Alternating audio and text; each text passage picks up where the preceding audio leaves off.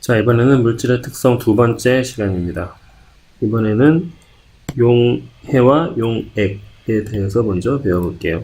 자, 용해라는 것은 한 물질이 다른 물질에 녹아서 고르게 섞이는 현상이라고 합니다. 자, 물질을 용해시킬 때 필요한 것은 용매가 있고요. 그리고 용질이 있어요. 용매라는 것은 다른 물질을 녹이는 물질. 자, 우리가 설탕물을 가지고 예를 들자면 설탕물 같은 경우에서는 바로 용매에 해당하는 것이 물이겠죠. 그리고 다른 물질에 녹아 들어가는 물질, 즉 설탕이라는 것은 용질에 해당이 됩니다. 그 다음 용액이라는 것은 바로 물과 설탕이 혼합된, 그죠? 고르게 섞인 바로 그 물, 설탕물이 바로 용액이 되겠죠. 두 가지 이상의 물질이 균일하게 섞여 있는 물질이 바로 용액이 됩니다. 자, 투명하며 오래 두어도 가라앉는 것이 없다. 왜냐? 균일하게 섞여 있기 때문에.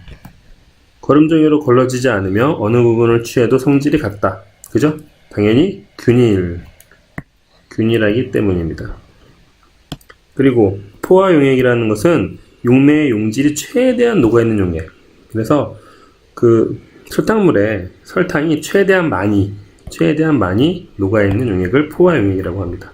불포화 용액은 용매의 용질을 더 녹일 수 있는 용액. 그래서 아직 더 설탕을 집어넣으면 충분히 녹을 수 있는 그런 용액을 불포화 용액이라고 하죠. 자, 그다음 물질이 용해될 때 부피 및 질량의 변화. 부피는 사실 약간 감소해요. 왜냐? 크기가 큰 분자 사이로 작은 분자가 끼어들기 때문이죠. 그러니까 즉 용매의 부피가 이만큼이고 용질의 부피가 이만큼이라고 했을 때 물과 설탕이 되겠죠. 자, 그러면 두 개를 섞었을 경우에 양이 이만큼 증가되는 것이 아닙니다. 섞게 되면은 이것보다는 좀 늘겠지만 이 두 개를 합한 것보다는 좀 덜 커지겠죠. 왜냐하면 물 분자가 있고 여기 이렇게 물 분자가 있고 그다음 설탕 분자가 있다고 하면 이렇게 쌓이는 것이 아니라 어떻게 돼요? 이 사이사이로 들어가겠죠. 이런 사이사이로 들어가기 때문에 부피는 두 개를 합친 것보다는 약간 감소한다 라는 얘기입니다.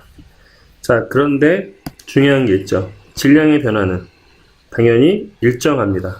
자, 여기에서 이 용매의 질량을 A라고 하고 용질의 질량을 B라고 한다면 두 개를 합친 설탕물의 질량은 즉 A 더하기 B가 되겠죠.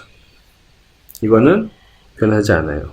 용매와 용질의 분자의 수가 변하지 않기 때문에. 이건 좀 중요하죠. 가끔 시험에 나옵니다. 자주 나오는 건 아니지만. 자, 용액의 농도. 용액의 농도는 용액의 묽고 진한 정도. 우리가 아까 설탕물을 가지고 잠깐 이야기를 했는데 용액의 묽고 진한 정도를 농도라고 하죠. 자, 퍼센트 농도라는 것은 용액 100g 중에 녹아있는 용질의 수를 백분율로 나타낸 것이다. 당연히 이 말대로 하자면 퍼센트 농도는 용액의 질량 분의 용질의 질량.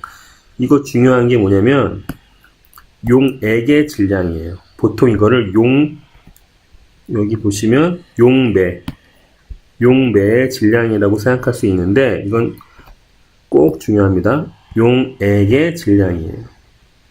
그러니까 우리가 만약에 설탕물의 농도를 구한다고 하면 이것은 설탕물의 질량이 되는 거죠. 물의 질량이 아니라 설탕의 질량이 되는 거예요. 즉 용매 더하기 용질의 질량이 되는 겁니다. 이거는 아주 중요합니다. 그래서 즉 용매와 용질을 더한 질량분의 용질의 질량. 퍼센트 농도니까 당연히 곱하기 100을 해야 되겠죠.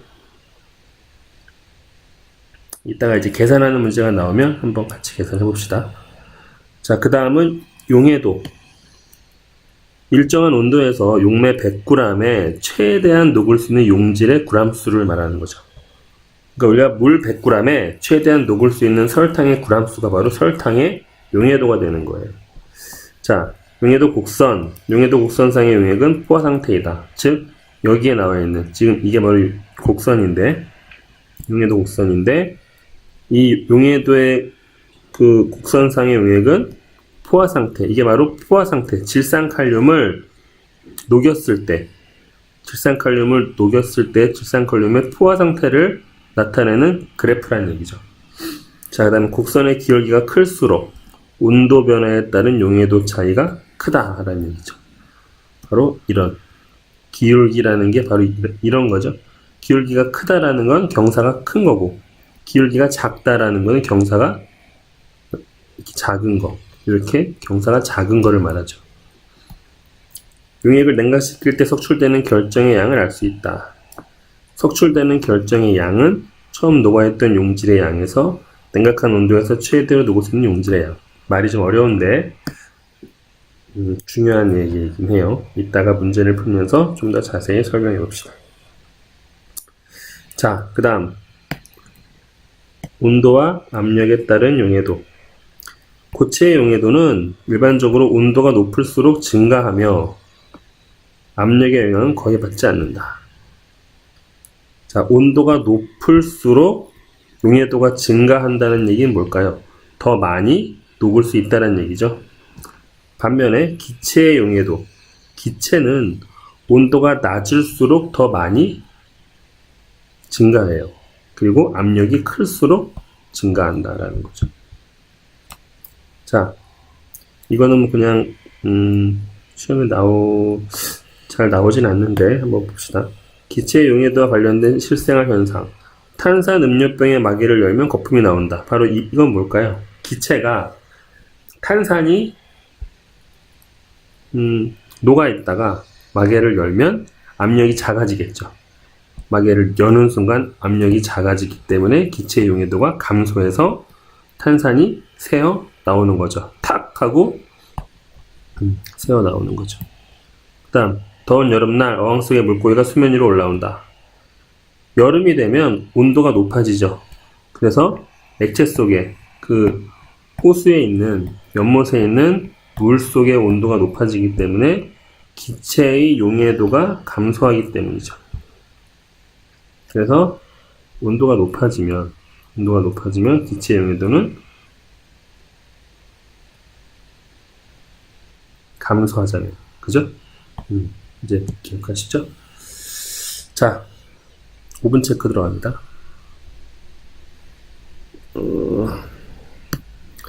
한 물질이 녹아 다른 물질에 고르게 섞이는 현상 뭘까요? 용해. 그죠? 글씨를 가뜩이나 못 쓰는데 더 못 쓰게 되네. 물질이 용해될 때 부피는 감소하고, 그리고 질량은 어떻게 됩니까? 일정하죠. 용매 100g 속에 녹아있는 용질의 g수를 100분율로 나타내는 것을 무엇이라고 하는가? 이걸 뭐라고 하죠? 퍼센트 농도라고 합니다.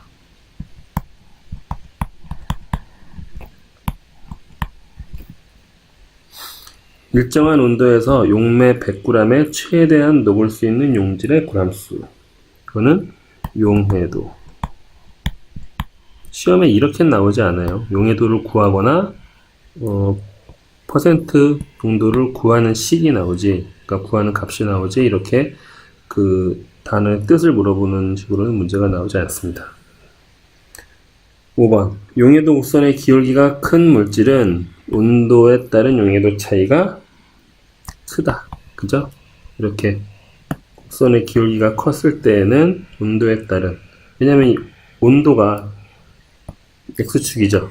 그러니까 여기에서 이만큼 변할 때 차이가 이만큼 나기 때문에, 만약에 기울기가 적다면 이만큼 변했을 때 차이가 이만큼밖에 안 변하죠. 이만큼. 잘 안 보이네. 이만큼밖에 안 변하는데, 만약에 경사가 크다면, 기울기가 크다면 차이가 이만큼 변하겠죠. 자, 그 다음 기체에 용해되는 온도가 어떻다고요? 낮을수록 압력이 클수록 증가한다. 여기까지 하겠습니다.